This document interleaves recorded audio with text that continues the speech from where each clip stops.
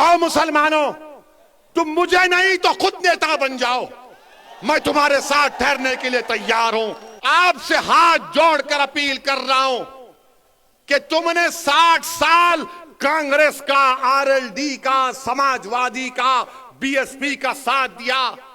एक मर्तबा अपनी क़यादत को बनाओ, अपनी पार्टी को मजबूत करो, अपनी नेता को बनाओ जो तुम्हारे इशारे पर उठेगा, जिसकी दिलों में तुम्हारी मोहब्बत होगी, जिसकी जबान पर सपा, बीएसपी, कांग्रेस का डर नहीं होगा, उसकी जबान पर तुम्हारे इंसाफ के मुतालबे रहेंगे।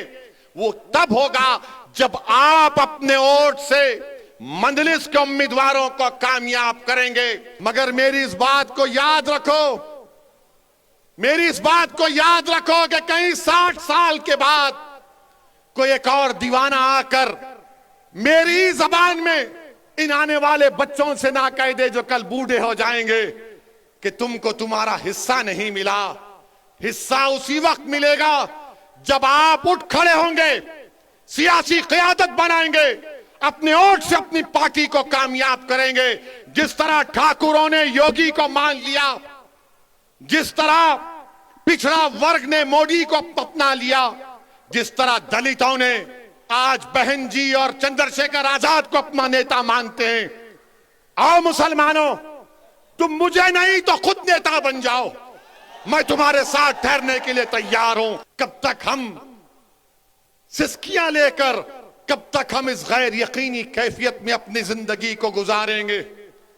भारत की जमहूरियत, अंबेडकर का बना हुआ संविधान हमको इस बात की इजाजत देता है कि हम सियासत में अपने नेता को अपनी हिस्सेदारी की बात करें, हिस्सेदारी के हिस्सा लें और अपनी क़यादत को, सियासी लीडरशिप को बनाएं। इससे भारत मजबूत होगा, इससे भारत का संविधान मजबूत होगा। यही चंद गुजारिशात मैं आप तक कहने के लिए आया हूं। आपसे सिर्फ गुजारिश करूंगा कि अगर आप हमारा साथ दें, अल्लाह आपको सलामत रखे। अगर आप नहीं देना चाहते तो अल्लाह तब भी आपको सलामत रखे। मगर मेरी इस बात को याद रखो, मेरी इस बात को याद रखो कि कहीं 60 साल के बाद कोई एक और दीवाना आकर मेरी जबान में इन आने वाले बच्चों से ना कह दे जो कल बूढ़े हो जाएंगे कि तुमको तुम्हारा हिस्सा नहीं मिला। हिस्सा उसी वक्त मिलेगा जब आप उठ खड़े होंगे, सियासी क़यादत बनाएंगे, अपने वोट से अपनी पार्टी को कामयाब करेंगे। हम इन जालिमों के सामने अपनी बेबसी का इजहार नहीं करते, हम रब्बे कायनात के सामने अपनी बेबसी का इजहार करते हैं, क्योंकि वो गफूर रहीम है, वो सत्तार है, वो गफ्फार है, वो लतीफ है और अल्लाह हमको कामयाब और कामरान करेगा। मेरे बस में इतना है, शौकत के बस में इतना है, महताब और हमारे अंबेडकर साहब की ताकत में बस इतना है कि हम आपके पास जाकर अपनी बात को पूरी इखलास के साथ रख रहे हैं। दिलों में मोहब्बत डालने वाले का काम तो अल्लाह का है, दिलों को मोड़ने का काम तो अल्लाह का है। मैं तो बार बार कह रहा हूं कि अपने दिल पर हाथ रखकर मैंने आज आधे घंटे 40 मिनट में जो कुछ कहा, सोचो आप। अपने घर को जाओ, रात के अंधेरे में अगर तुम उठते हो तो सोचो इस बात को। कब तक हम सिस्कियां लेकर, कब तक हम इस गैर यकीनी कैफियत में अपनी जिंदगी को गुजारेंगे? इल्जाम तो भारत के मुसलमानों के मुकद्दर का हिस्सा बन चुका है। अब हम इल्जामात की फिक्र नहीं करेंगे। मैं इस जनता के दरमियान में जाकर अपनी दिल की बात करूंगा और इनके दिल को जीतूंगा और इनसे वोट का मुतालबा करूंगा। हम पर इल्जाम, अरे हमारे पे कुछ इल्जाम लगा, हमारी तारीख गवाह है, हमारी नबी की सीरत की किताबें पुकार पुकार कर कह रही हैं कि जिस पर इल्जाम लगता है अल्लाह उसको कामयाब करता और करेगा इंशाअल्लाह ताला। इल्जाम है, कोई बात नहीं है, ये इल्जाम सिर्फ हम पर लगता है। ये 60 साल से हम पर इल्जाम लग रहा है, कभी आतंकवाद का, कभी फिरका परस्ती का, कभी पुलिस को मारने का, तो कभी किसी और इल्जाम का। मेरे गयूर नौजवानों, मेरे इज्जतदार कौमर मिल्लत के बुजुर्गों, उलमाए दीन से मैं आपसे गुजारिश कर रहा हूं कि इन ख्वाबों को पूरा उसी वक्त किया जा सकता है जब हम अपनी पार्टी के सियासी नुमाइंदों को कामयाब करेंगे।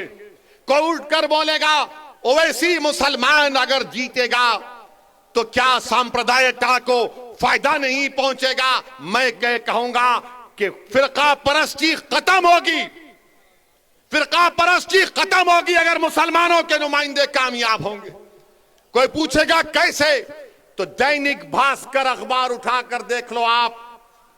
दैनिक भास्कर अखबार ने लिखा कि उत्तर प्रदेश में डीएम डिस्ट्रिक्ट कलेक्टर 28% ठाकुर हैं और ब्राह्मण समाज के हमारे भाई 22% हैं और 5% दलित और शेड्यूल्ड ट्राइब से। कितनी आबादी में हिस्सा होगा ठाकुरों का और हमारे ब्राह्मण भाइयों का? 15-16% के करीब होगा, मगर 50% डीएम उनके हैं, 50% डीएम उनके हैं।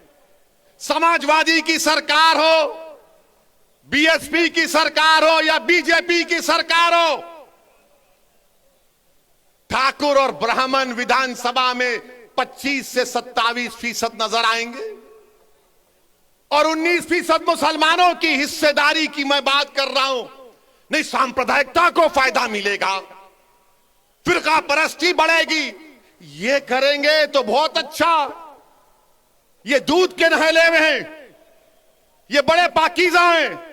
और जब हम एक मजलूम कौम की इंसाफ की बात कर रहे हैं तो सब खामोश हो जाते हैं। मैं यहां पर हमारे हिंदू भाइयों से भी कहना चाह रहा हूं, असदुद्दीन ओवैसी और मंजलिस किसी मजहब के खिलाफ ना थी, ना है, ना कभी रहेगी इंशाअल्लाह ताला। मैं यहां पर हमारे पिछड़े वर्ग के खास तौर से हिंदू भाइयों से कहना चाह रहा हूं, हमारे पिछड़े वर्ग के हिंदू भाइयों से कहना चाह रहा हूं, मेरी बात को आप याद रखो। आपको ठगा गया हिंदू एकता के नाम पर। पिछड़े वर्ग के हिंदू भाइयों से कहना चाह रहा हूं, मेरी बहनों से कहना चाह रहा हूं, आपको ठगा गया हिंदू एकता के नाम पर। और आपको क्या मिला? ठाकुरवाद आपको मिला, आपको ठाकुरवाद मिला। जिस तरह उत्तर प्रदेश के मुसलमानों को सेकुलरिज्म के नाम पर, समाजवादी के नाम पर वोट लिया गया, तो हमको क्या मिला? हमको यादववाद मिला, आपको ठाकुरवाद मिला। आओ मेरे पिछड़े वर्ग के हिंदू भाइयों, मैं तुम्हारे साथ काम करने के लिए तैयार हूं, मैं तुम्हारे साथ ठहर कर तुम्हारी लड़ाई लड़ने के लिए तैयार हूं। मैं हमारे दलित भाइयों से कह रहा हूं, मैं हमारे दलित भाइयों से कह रहा हूं, अगर आपको यह शिकायत है कि बीएसपी आपकी बात नहीं कर रही है, तो असदुद्दीन ओवैसी तुम्हारी बात करने तैयार है, तुम्हारे खिलाफ इंसाफ का मुतालबा करने के लिए तैयार है।